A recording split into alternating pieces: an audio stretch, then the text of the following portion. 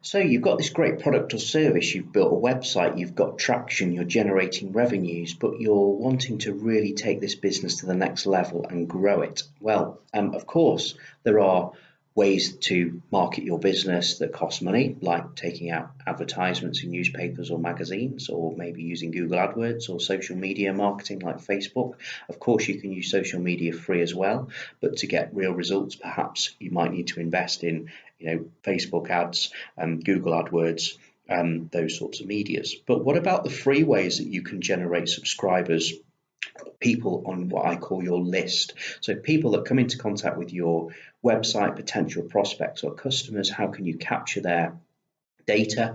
And once you've got their data, you of course can market to them, so that you can hopefully get them to buy from you. But of course you need to generate those subscribers. So how can you do this without actually paying any money? Well, one way to do this would be PR. You could write relevant press releases on your subject matter that could be relevant to your subscribers and get that published in newspapers, magazines, trade press, blogs, etc., etc.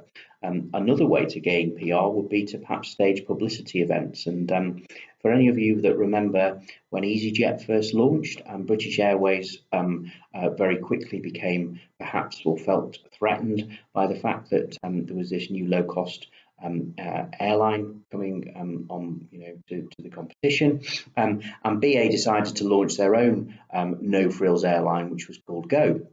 Now, when Go launched, EasyJet actually booked 30 flights on that inaugural flight, including its founder Stelios. So guess who got more PR on that day? Do you think it was Go as the new airline entrant to the market, or do you think it was the fact that EasyJet employees, 30 of them, had hijacked the first flight? And this gave them obviously an incredible amount of free publicity. You can of course write blogs, so write useful and relevant content, which of course you can then use as some substance to write your press releases that you can send out.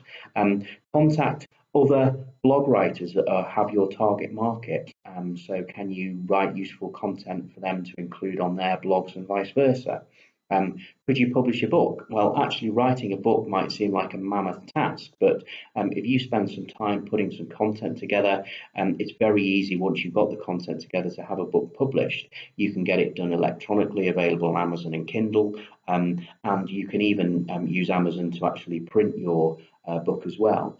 So if you can create all of these things, which actually, other than time, don't really cost anything, then you can start to gain some traction and get people coming into contact with you. And if you have the compelling content on your website that enables you to capture those potential prospects, you can then continue to market to them. And of course, when you've done all of these things and you've started to build your list, your subscribers, to something quite meaningful, then you can start to JV with others that can help you promote your website. So finding people that are in contact with your potential target market and providing them with opportunities to market to your list and vice versa.